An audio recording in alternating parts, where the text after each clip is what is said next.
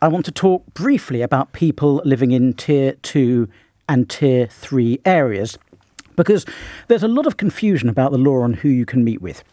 I think everyone understands that if you're in a Tier 2 or a Tier 3 area, let's say London, which is Tier 2, high risk, you can't mix with anyone from another household within that Tier 2 area unless one of the very narrow exceptions applies, like you're providing childcare or you're going to a funeral.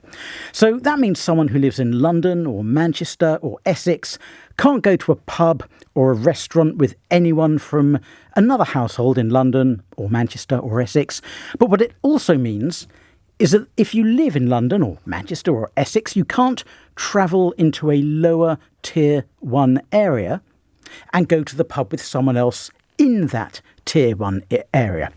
Now, it's probably going to be easier if I just give an example. I live just outside London. I live in Hertfordshire, so I'm in Tier 1.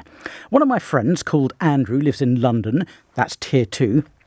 Because he lives in Tier 2, we can't meet in a restaurant or a pub in London, because that would mean two households, him and me, are mixing.